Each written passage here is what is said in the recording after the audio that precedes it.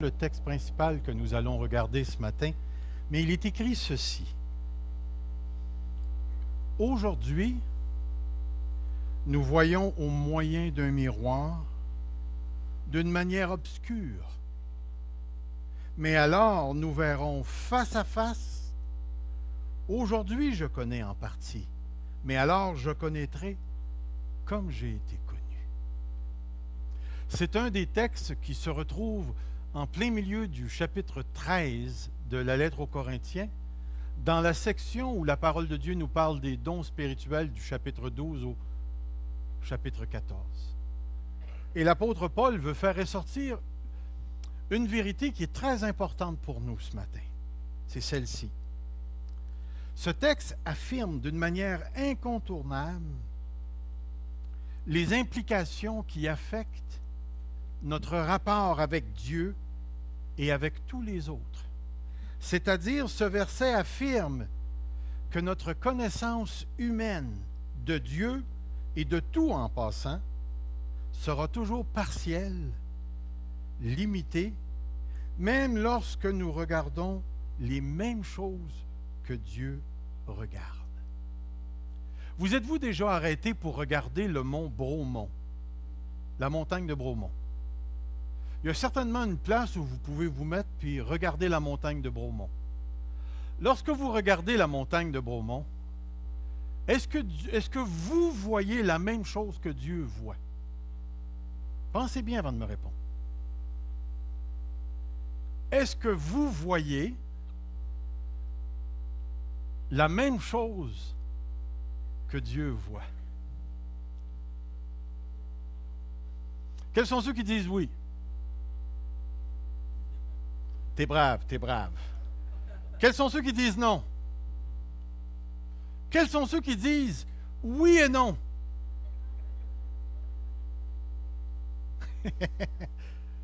Et vous avez raison.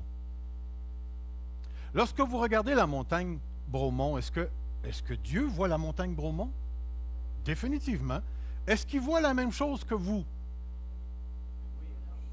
La réponse, c'est ben oui, il voit la même chose que vous. Mais voilà, est-ce qu'il en voit plus que vous? Et la réponse, c'est oui. Ça veut dire, ce que vous regardez, Dieu aussi le voit. Mais il en voit bien plus que nous autres. Savez-vous pourquoi? Parce que notre connaissance à nous, elle est limitée, elle est confuse. Je dirais, notre connaissance, notre vision de la réalité, c'est ce qu'on appelle une perspective.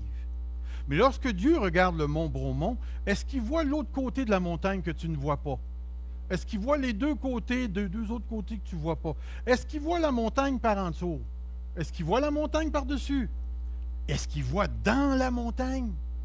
On va aller un petit peu plus loin. Est-ce qu'il voit la roche qui est au milieu de la montagne sur le côté gauche à 3 degrés plus élevé? Mais toi, tu ne la vois pas. Est-ce qu'il voit le beau lingot d'or que ça pourrait devenir? Mais toi, tu ne le vois pas. Voyez-vous ce qu'on est en train de dire? Ce que nous sommes en train de dire, c'est que notre perception des choses restera toujours une perspective. Et c'est pourquoi, permettez-moi d'utiliser un mot qui va me donner l'air très intelligent, nous sommes des perspectivistes.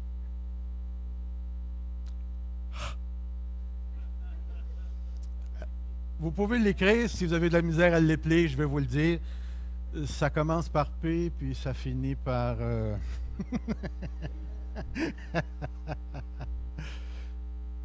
Tout dans la vie est une perspective pour nous, les êtres humains. Je ne sais pas si vous avez déjà entendu l'image des aveugles qui devaient définir ce qu'est un éléphant. Vous avez déjà entendu cette histoire-là? Tu sais, c'est l'histoire d'une gang d'aveugles, puis quelqu'un leur demande c'est quoi un éléphant, fait qu'il met un éléphant au milieu d'eux, puis il y en a un qui pogne la trompe, puis qui se met à jouer avec ça, il voit rien, mais il joue avec la trompe, puis il dit un éléphant, c'est pas bien dur, c'est une bébite, c'est un gros boyau d'arrosage, c'est une sorte de gros ver de terre. L'autre est en arrière, il est pogné avec la queue, il dit non, non, non, non, non, non, non, non, non, c'est pas un ver de terre, c'est une sorte de branche qui vient dure puis molle en même temps. L'autre, il est pogné avec la patte, puis il est là, puis il tente ça, puis il va jusqu'à terre, puis il dit non, non, non, non, vous n'avez pas raison. Et il dit en réalité, un éléphant, c'est un arbre, c'est un tronc qui touche à terre, puis il y a certainement quelque chose qui passe dans la terre. Voyez-vous, chacun a sa perspective.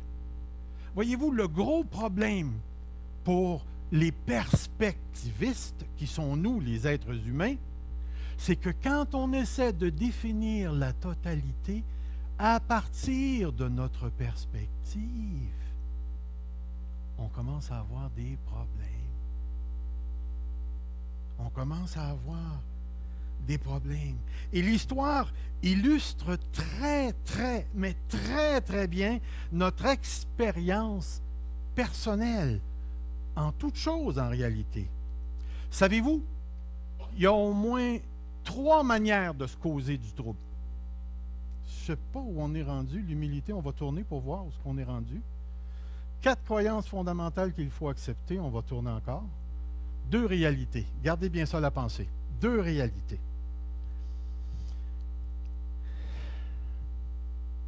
Lorsque je viens devant vous, on va tourner.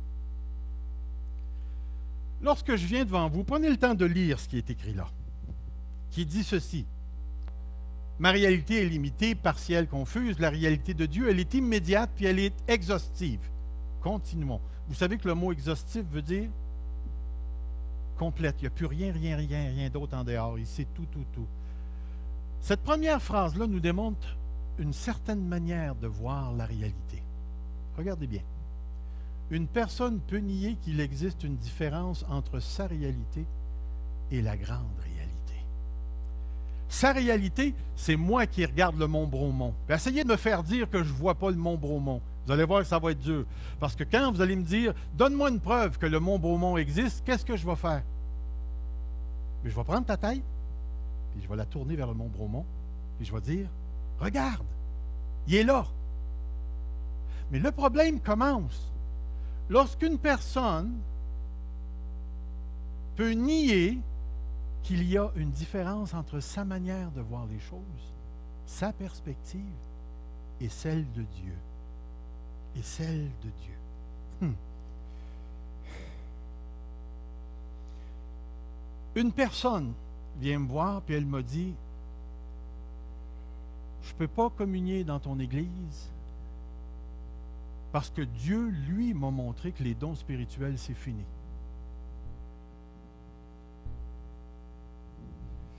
Ouf.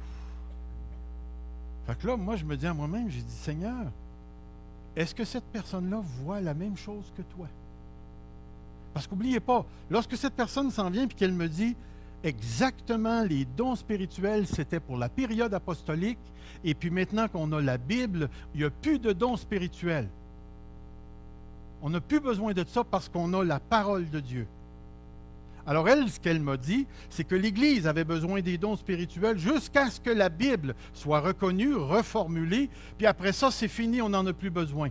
Puis là, elle me dit, tous ceux qui pratiquent les dons spirituels sont soit du diable, OK, ouf, là, je commence à avoir chaud, ou soit que c'est des gens qui ont des problèmes psycho-émotionnels, dis pas ça, je vais me mettre à pleurer.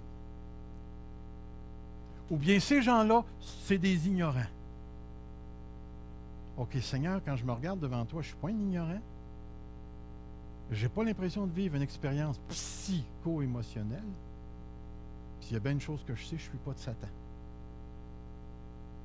Puis en plus de ça, je ne crois pas que les dons sont finis.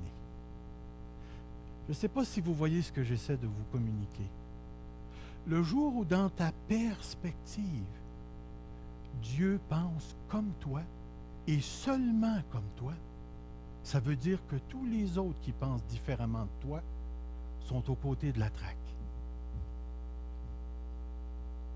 Quelqu'un s'en vient me voir et qui me dit, Serge, si tu n'es pas guéri de la diabète, c'est parce que tu n'as pas de foi. OK. Tiens, tu vois ça? Montre-moi ça dans la Bible. Ah, il va me montrer des textes dans la foi. Mais n'oubliez pas, c'est pas ça qu'il m'a dit. Il m'a dit que je n'avais pas de foi. Parce que tous ceux qui ont la foi devraient être guéris. Vrai ou faux? Tu ne devrais jamais être pauvre, tu devrais toujours être dans l'argent. Écoutez, j'ai lu une phrase extraordinaire cette semaine. C'était littéralement écrit, ça a été prêché à TV, ça a été rapporté dans un livre, et c'est écrit, tu ne peux pas entrer dans le flot de l'esprit si tu n'entres pas dans le flot de l'argent. Fait que là, j'ai mis la main dans ma poche, puis j'étais correct, j'avais 36 cents. Vous ne me croyez pas? Oh, excusez-moi, hey, ça s'est multiplié, j'ai 2,35 $. Peut-être si on continue, on va pouvoir payer à bâtisse, attendez. Voyez-vous l'idée? C'est qu'à un moment donné, il y a quelqu'un qui prêche à la télévision, puis qui vous lâche ça comme ça. Vous êtes assis d'un banc, puis là, vous criez « Amen ». Le seul problème, c'est que lui s'enrichit parce que vous donnez, parce qu'il nous est dit ceci. Si vous semez une semence, vous allez récolter un fruit. Alors, si tu sèmes une pièce, tu vas récolter quoi? 100 pièces. Fait que j'ai enterré mon char, puis je pensais qu'il était pour sortir un autre char. Puis j'ai attendu, je l'ai arrosé. Puis c'est drôle, il n'a pas poussé un char. Je ne sais pas si vous voyez ce que je suis en train de dire. C'est qu'à un certain moment donné, dans notre manière de voir les choses, nous faisons des affirmations qui n'ont ni queue ni tête. Mais le problème, c'est qu'on arrive à un moment donné, puis il n'y a plus d'espace pour discuter avec toi ou avec un autre ou avec la personne. C'est que tu as déjà déterminé que Dieu voyait la réalité exactement de la même manière que toi. Laissez-moi vous dire, quand tu contrôles Dieu de cette manière-là, tu es en sécurité. Savez-vous pourquoi? Il n'y a plus de surprise. Il n'y a plus de surprise. D'ailleurs, tu ne peux plus t'attendre à grand-chose non plus. On va aller à la deuxième. Il y a des gens, il y a des personnes, moi je dirais ça, une personne peut s'imaginer que la réalité n'est jamais correcte, mais n'est jamais mauvaise. Si je traduirais ça dans mes propres mots, toutes les religions sont bonnes. Il n'y a plus de différence. Il n'y a plus de vérité non plus. Alors, une personne, dans sa perspective, va déterminer que la réalité était faite de même. Toi, tu as ta religion, moi j'ai ma religion, toi, tu n'as pas de religion, mais c'est quand même correct. Savez-vous qu'il y a des théologiens qui ont fait ça avec Jésus-Christ? Toutes les religions sont bonnes parce que toutes les religions sont sous Jésus-Christ. Et ce qui veut dire que toutes les religions ont un petit peu de Jésus-Christ. Entre vous et moi, là, est-ce que Allah, c'est la même chose que l'Éternel? Pensez-y bien. Est-ce que c'est la même chose? Est-ce qu'Allah, c'est la même chose que l'Éternel? Pourquoi c'est différent? Non, c'est pas parce que c'est le Coran nécessairement. Allah, non, c'est Dieu selon la religion islamique, là. Pourquoi c'est pas pareil? C'est qui votre Dieu? C'est le Père, le Fils et le Saint-Esprit. Allah n'est pas trinitaire, donc ça ne peut pas être le même Dieu et on ne peut pas dire que ces deux religions-là sont pareilles. On ne peut absolument pas le dire, parce que dans l'autre, Jésus est juste un homme prophète qui est apparu dans le temps. Voyez-vous, on ne peut pas faire des affirmations où tout est vrai, ou tout est faux, ou c'est peut-être vrai, c'est peut-être pas vrai. Il y a des gens qui, pour se protéger, n'ont jamais d'opinion sur rien parce qu'ils recherchent la paix à tout prix. Et c'est dangereux. On va aller à l'autre. L'autre dit, s'il existe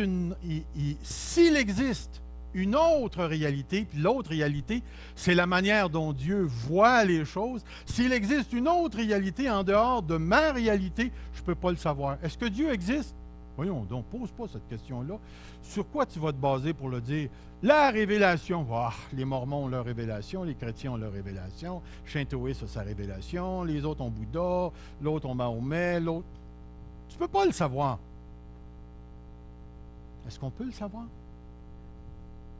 Oui, mais sur quoi tu vas te baser pour dire? Mais Dieu s'est révélé. Bouf.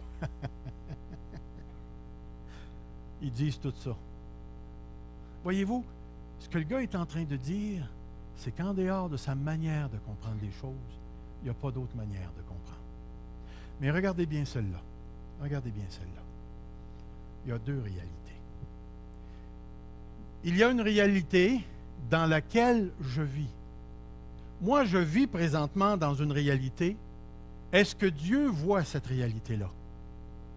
Alors, dans un sens, je vis dans la grande réalité que Dieu voit, que Dieu a créée, dans laquelle Dieu est impliqué et la providence de Dieu se manifeste. Je vis dans la création visible et invisible de Dieu, et ça, c'est la grande réalité dans laquelle Dieu est séparé de sa création parce qu'il est unique et il est avant la création, mais Dieu, en créant, est aussi dans sa création tout en n'étant pas la création.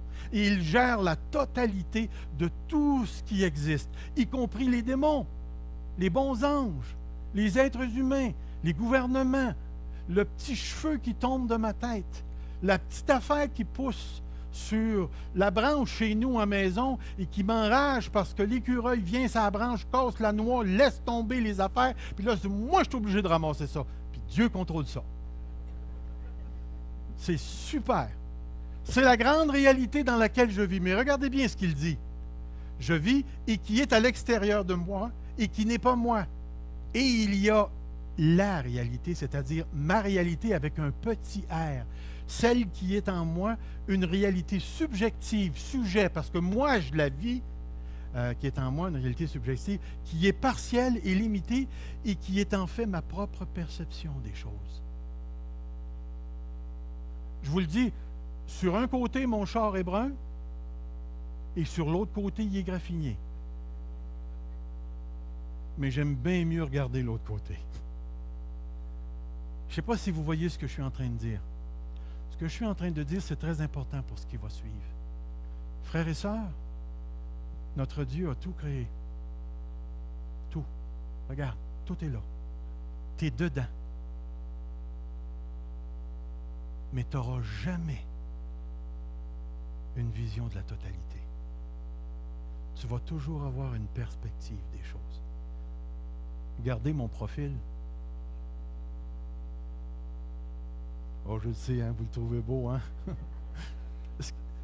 Il est plus beau? OK, tiens.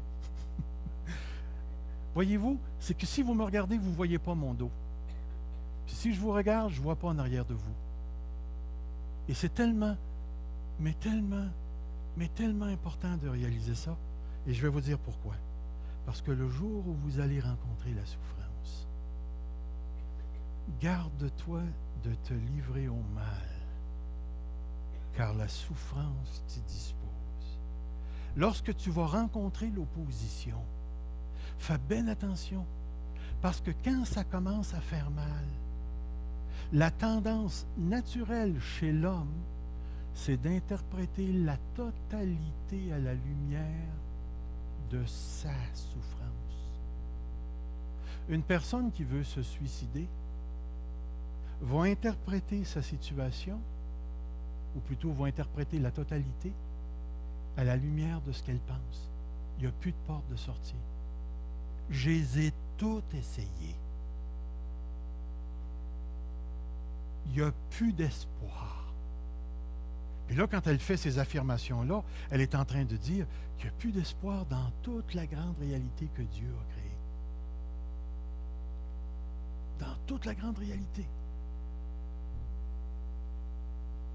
C'est tellement, mais tellement important ce que je vais vous dire.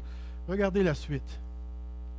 Il y a 4 vérités absolues qu'il faut absolument accepter par la foi.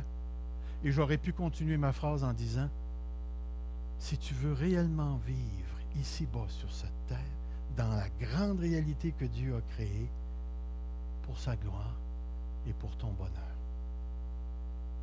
Il y a 4 grandes vérités. Et ces 4 grandes vérités-là, là, c'est comme si... C'est fou à dire, hein, mais la colère en sourd.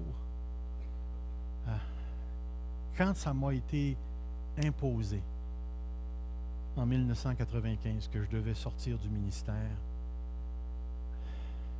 moi, j'ai choisi la voie de la colère. Et laissez-moi vous dire qu'en colère, tout est noir. Tout est noir. Mais il y a une grande vérité, on va commencer avec la première, une grande vérité que tu dois accepter par la foi, sans jamais la questionner, c'est celle-ci. Tournons. Allez, c'est ça. Le crois-tu que Dieu t'aime? Le crois-tu? Crois-tu que Dieu est amour? Crois-tu que l'espérance ne trompe point parce que l'amour de Dieu est répandu dans nos cœurs par la foi ou par son Saint-Esprit? Pourquoi est-ce que je te demande si tu crois que Dieu t'aime? Parce que c'est généralement la première chose que l'on remet en question lorsque ça commence à faire mal. Dieu m'a abandonné. Est-ce que Dieu m'aime vraiment? Et l'amour de Dieu, frères et sœurs, c'est beaucoup plus large que la perspective que moi j'en ai. Que moi j'en ai. Je parlais avec une personne dernièrement, puis à un moment donné, on a tombé sur le sujet de la souffrance. Puis je lui ai cité le texte dans Pierre qui disait « Vaut mieux souffrir si telle est la volonté de Dieu en faisant le bien qu'en faisant le mal. » Et la personne m'a répondu « Dieu ne veut pas la souffrance. » Là, j'ai dit, écoute, lis le texte. Vaut mieux souffrir si telle est la volonté de Dieu. Dieu ne veut pas qu'on souffre. Il a pris nos péchés et nos maladies sur la croix et maintenant on ne devrait plus souffrir. Mais ça voudrait dire que Pierre nous a passé un sapin. Puis c'est drôle, ça a l'air que l'apôtre Pierre a été crucifié la tête en bas. Il a souffert. Paul s'est fait décapiter la tête, ça a l'air. Mais on est certain que Jacques s'est fait rentrer l'épée dans le corps, puis Étienne a été lapidé. Toutes des gens qui ont souffert. Puis est-ce qu'on devrait parler des martyrs? Est-ce qu'on devrait parler d'Antipas? Est-ce qu'on devrait ensuite prendre l'histoire de l'Église, puis regarder tous ceux qui sont morts pour Christ, qui ont souffert, qui ont été dépouillés? Est-ce qu'on devrait déchirer Hébreux chapitre 11?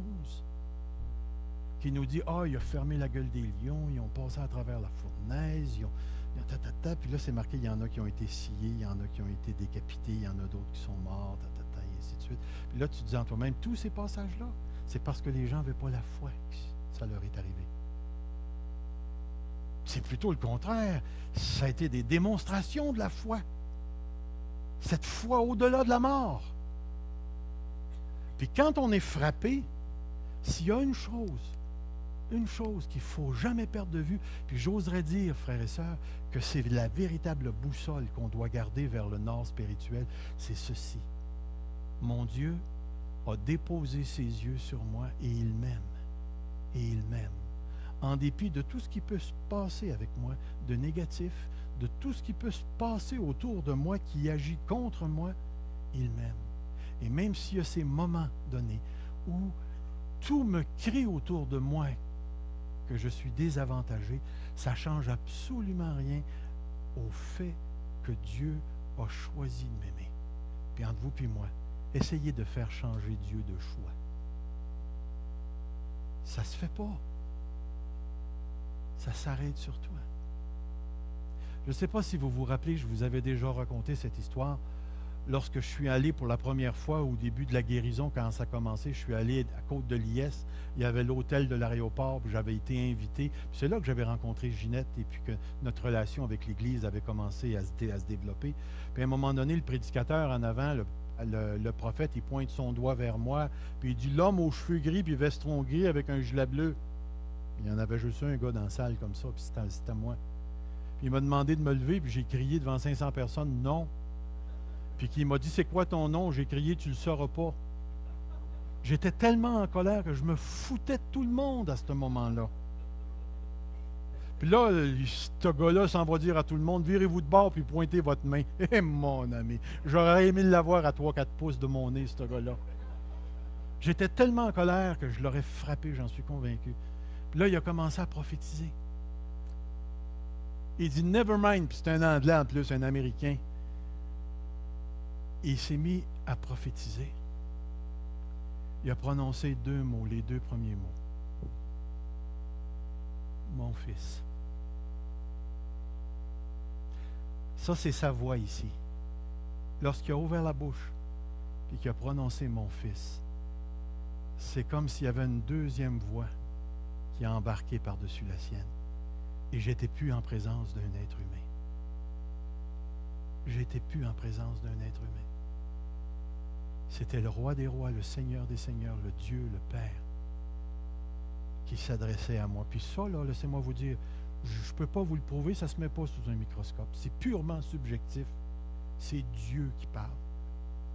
Puis quand c'est arrivé, je vais vous dire quelque chose. Ça, je n'ai pas senti aucune condamnation dans sa voix.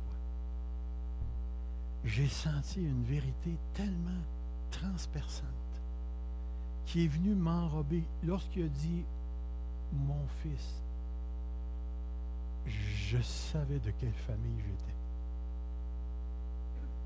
C'était un père qui m'avait livré à ma colère, à ma peur pour me guérir, et qui, pas une fois, malgré toutes les niaiseries que j'ai faites durant cette période-là, il n'y a pas une fois qu'il ne m'a pas aimé. Il m'a toujours aimé. Frères et sœurs, je peux vous garantir une chose. En dépit de nos colères, de nos problèmes, de nos difficultés psycho-émotionnelles, de nos problèmes physiques, de toutes les fausses croyances qu'on a dans notre perspective de Dieu et de sa réalité, Dieu nous aime. Puis je vais vous dire, bien plus qu'on peut l'aimer. Vous allez voir la quatrième vérité quand on va en parler. Prochaine. Le crois-tu, ça? Dieu est plus sage que toi. Regardez ce qui va se passer. On va regarder ça. Est-ce que tu vois le petit point blanc? En arrière, est-ce que vous voyez le petit point blanc? Vous voyez le petit point blanc? Il n'est pas gros, hein? Moi, je voulais... c'est parce que l'ordinateur ne pouvait pas le faire plus petit que ça, mais j'aurais voulu le faire encore 1 million de fois plus petit. Yeah. Vas-y donc, voir. On va aller voir qu'est-ce qu'il y a de là. Ah, regardons ça, il a été grossi 1000 fois. OK. Ensuite. Encore. Ah! Il a été grossi 10 000 fois. Allons-y donc, voir encore une fois. Ah, là, ça commence à paraître. Vas-y donc. Hein? 100 000 fois. Encore une fois. 500 000 fois. OK. Hein? 1 million de fois. Est-ce qu'on peut revenir en arrière juste pour voir ce que ça donne? OK, encore une fois, encore une fois, encore une fois, encore. Oh! Ça, c'est ta sagesse.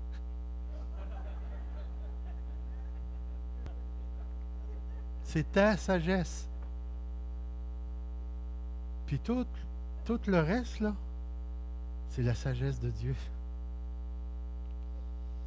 Est-ce que tu es d'accord avec moi que Dieu est beaucoup plus sage que toi et que moi et que nous tous ensemble? Maintenant, regardez bien ce qui s'est passé. Parce que je me sers encore de mon témoignage. Je continue de la semaine passée. Là. Lorsque j'étais en colère, puis je disais à Dieu, tu vas venir me dire pourquoi tu me fais ça. Baisse, c'est ben trop gros. C'est ben trop gros. C'est lui qui parlait. C'est Serge Pinard qui parle, là, puis qui dit, tu vas venir t'expliquer devant moi. Peux-tu t'imaginer? Et là, moi, dans ma perspective, à moi, ce qui m'arrivait, c'était la fin du monde. Dieu m'avait enlevé mon église en pleine croissance, mon salaire, ça allait mal dans le couple, je ne voulais plus rien savoir des enfants, je ne voulais plus rien savoir de la vie. Tout ce que je voulais, moi, c'était me battre puis trouver quelqu'un à maudire, puis je voulais que Dieu redescende pour qu'il vienne s'expliquer, puis je voulais l'emmener en cours, puis j'avais raison. J'avais raison. Et Dieu, écoutez bien le mot que je vais utiliser, parce qu'il est tellement moderne, ce mot-là. Dieu n'avait pas le droit de me faire ça. Regardez, là, C'est la graine qui parle. Et là, tu as un Dieu qui est d'une grandeur infinie. Infinie. Attendez, je vais lire ce que j'ai écrit. Écoutez bien ces textes. Est-ce que les textes ont été écrits? On va aller après ça, la prochaine. Je pense que j'ai écrit les textes, oui. Regardez. C'est par la sagesse que l'Éternel a fondé la terre, c'est par l'intelligence, par son intelligence, en tout cas, qu'il a affermi les cieux. Job 9,4. À lui la sagesse et toute la puissance. Qui lui résisterait impunément? Serait-ce moi? Regardez les autres textes. Je le sais, ô Éternel, la voix de l'homme n'est pas en son pouvoir.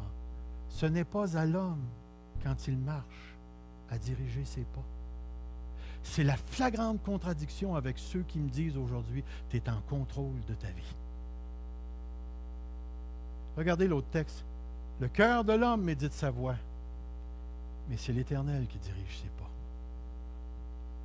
Quand je réfléchis, frères et sœurs, savez-vous ce que comprend la sagesse? Qu'est-ce que le mot sagesse veut dire?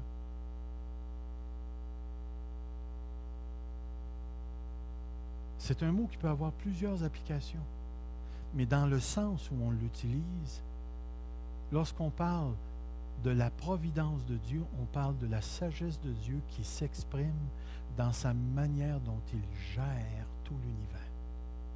Tout à l'heure, Nicole s'est levée et elle a dit « Dieu prend soin de nous ».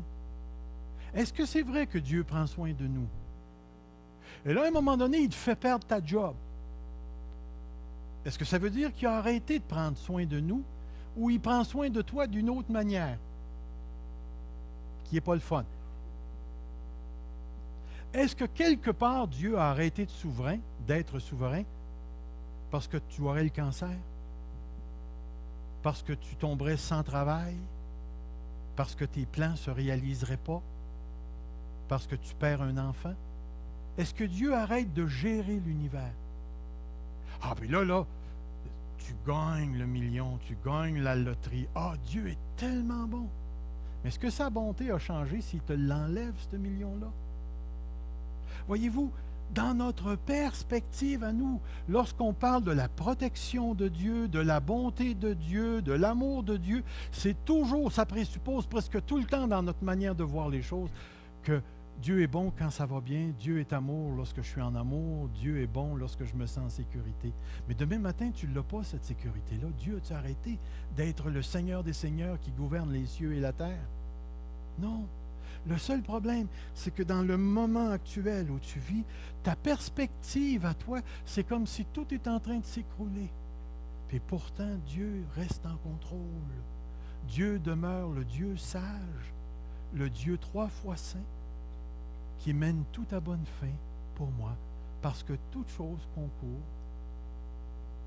Mais toute chose, si vous regardez le texte, là, où ce texte-là se trouve, là, il va parler de la persécution, de la mort, de la perte des biens. Regardez le texte, vous allez voir que ce verset-là ne se trouve pas dans un passage positif.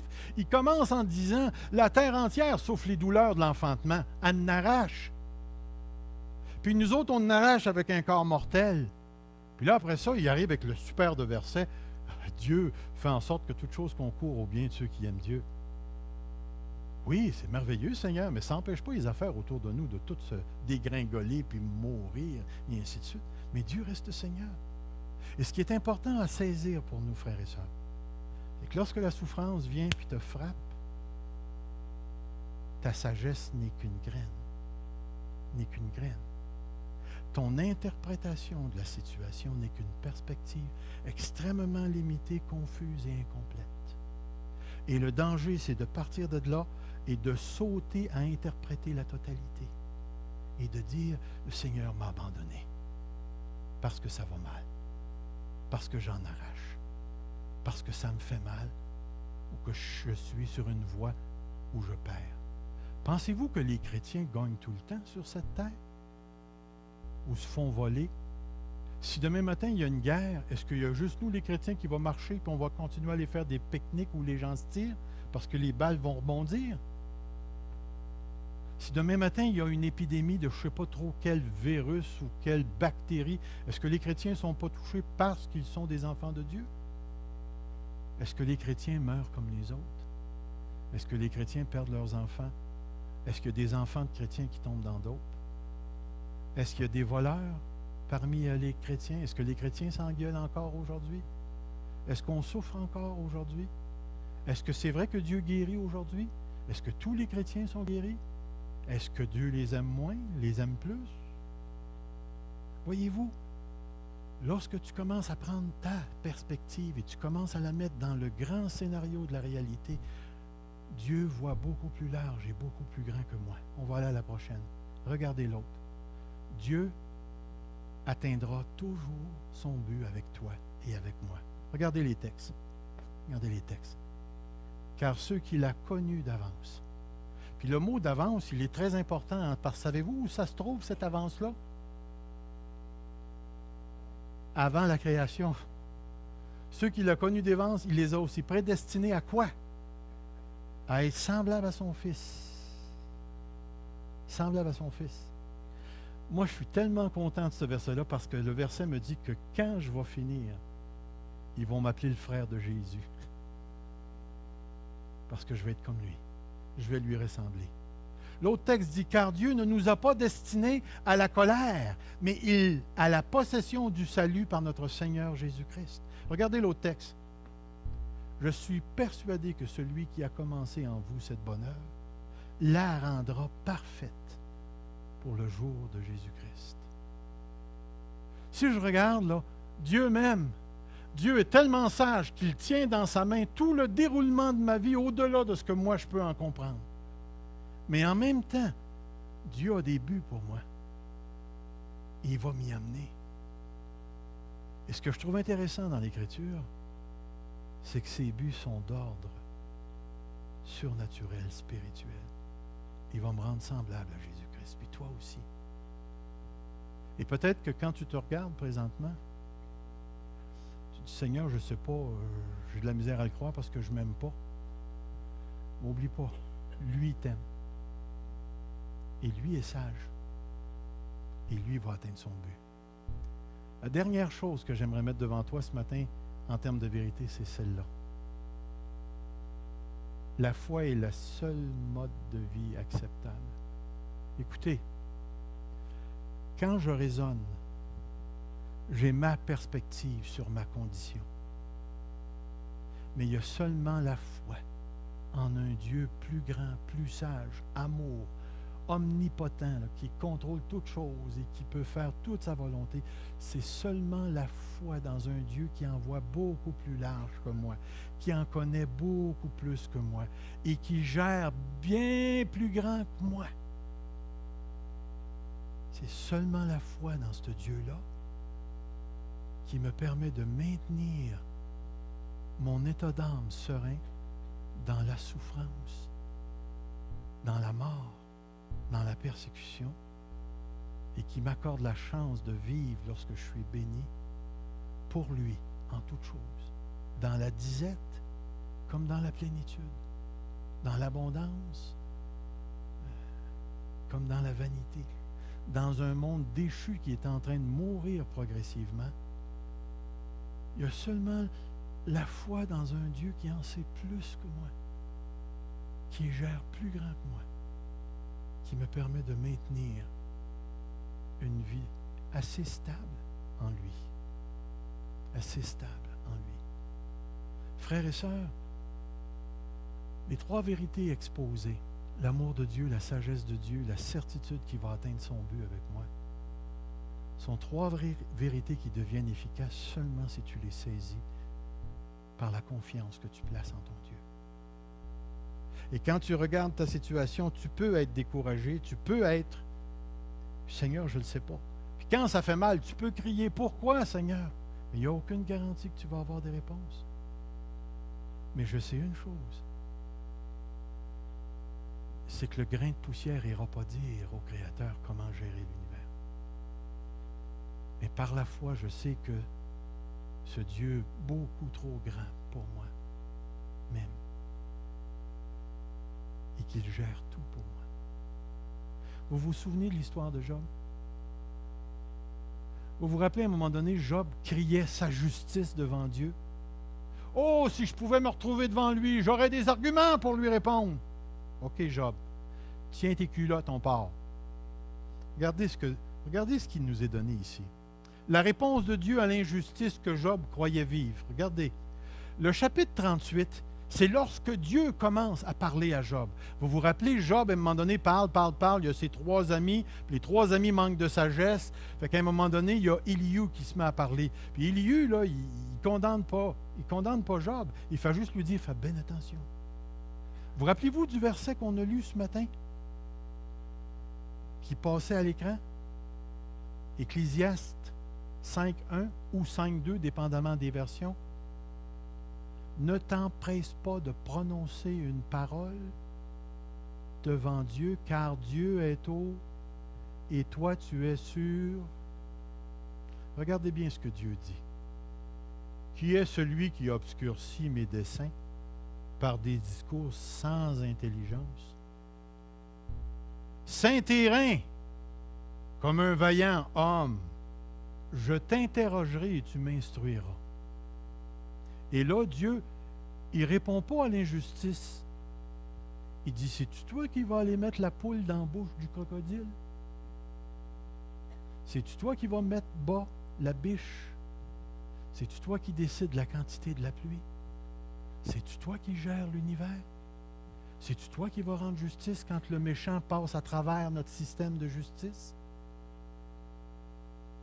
Et Job commence à avoir chaud. Il me semble être dans le pot de Job. Il me semble que je le vois que sa guenille est en train de s'essuyer. Parce que là, il commence à comprendre que sa petite injustice s'inscrit dans un portrait beaucoup plus large que lui. Et là, Dieu lui parle, puis il lui dit, réponds si tu peux, réponds si tu peux, réponds si tu peux. Et là, lorsqu'on arrive à la fin, regardez, chapitre... ensuite, il va dire, Job 42, « Saint-Hérin comme un homme vaillant, comme un vaillant homme, je t'interrogerai et tu m'instruiras. » Prochain. Anéantirais-tu ma justice? Me commanderais-tu pour te donner droit? Pensez bien à ce que Dieu est en train de dire. Parce que quand tu souffres, et que tu demandes à Dieu de venir s'expliquer, qu'est-ce que tu présupposes? Que toi tu le sais, puis Dieu ne le sait pas. Toi tu as raison, puis Dieu a tort. Puis là, regardez ce qu'il lui dit. Anéantirais-tu ma justice? Me condamnerais-tu pour te donner droit? Seigneur, tu n'avais pas le droit de faire ça. Regardez ce qu'il lui dit. As-tu un bras comme celui de Dieu, une voix tonnante comme la sienne?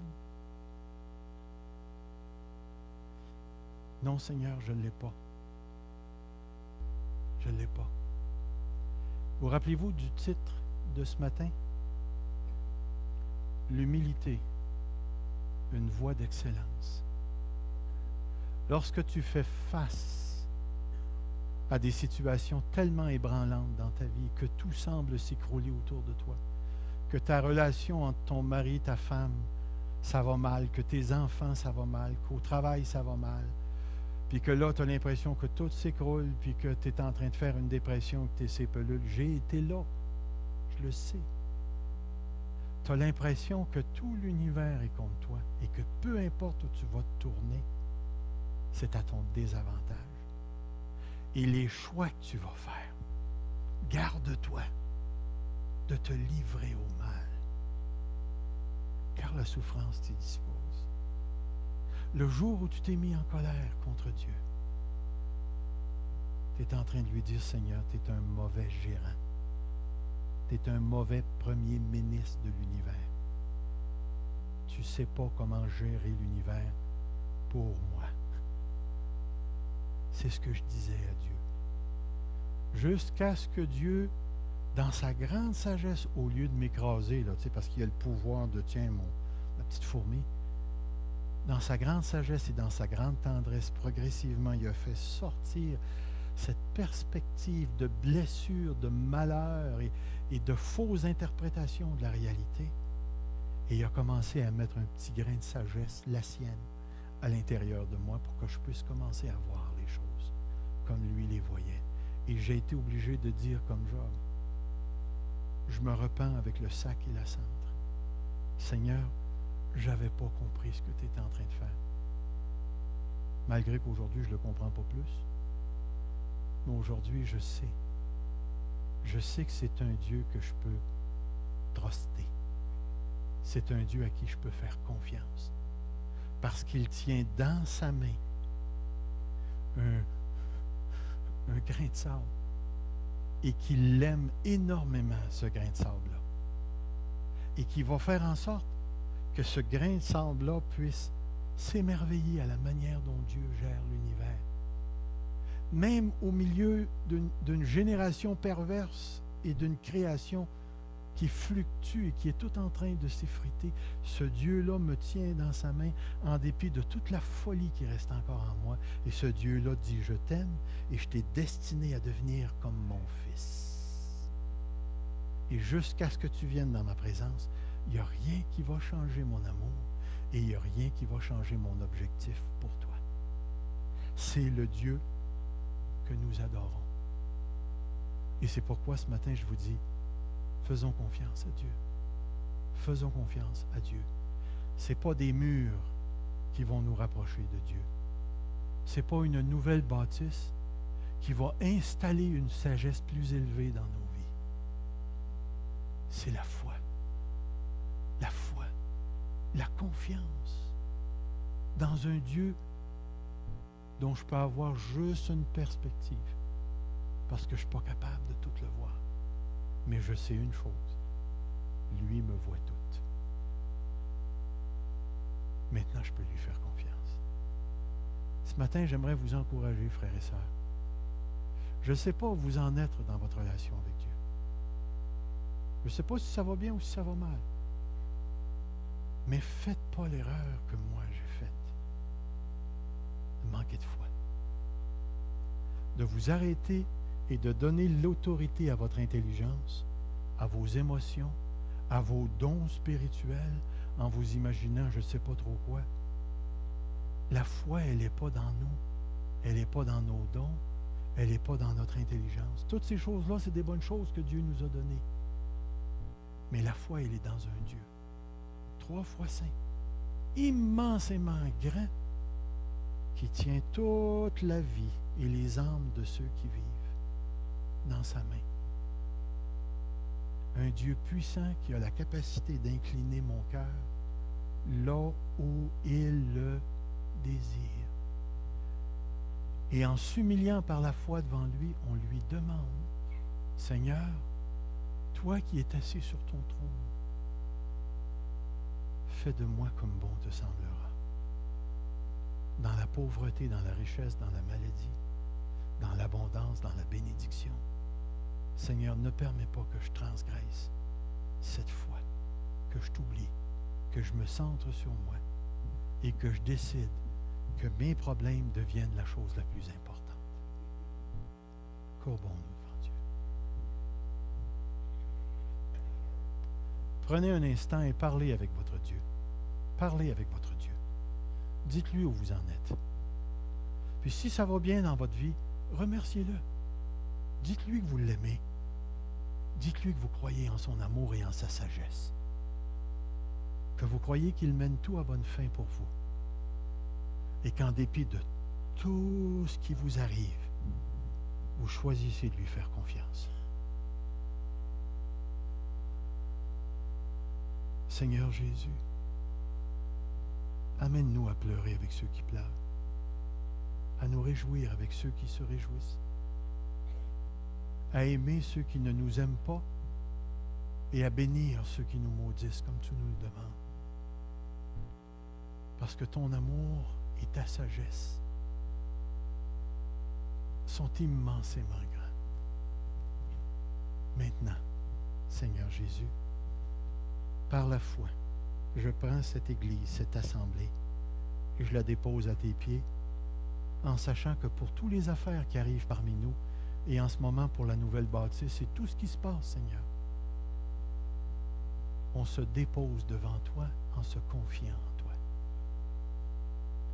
Tu es tellement grand, tellement sage. C'est toi qui diriges les pas. Et nous ne voulons pas qu'il en soit autrement. Nous voulons que ce soit toi qui conduises. Alors ce matin, Seigneur, tu as les paroles de la vie éternelle. Et on n'ira pas à un autre. On n'ira pas à un autre. Je bénis ton nom. Et je sais, Seigneur, que tout est de toi, par toi et pour toi. Aligne-nous sur la pensée du Saint-Esprit. Aligne l'assemblée de la parole de Dieu sur les intentions de Dieu pour nous. C'est toi qui mènes, Seigneur. Nous courbons nos cœurs et nous te disons merci d'être dans ta famille. Merci, Papa, de nous aimer. Merci, Seigneur Jésus, d'être mort et ressuscité pour nous. Merci, Saint-Esprit, d'avoir choisi de venir habiter et d'avoir choisi tous ces gens-là pour qu'ils t'adorent ensemble dans cette ville. Merci, Jésus-Christ, notre Seigneur, Père éternel, Saint-Esprit. Merci. Amen. Que le Seigneur vous bénisse.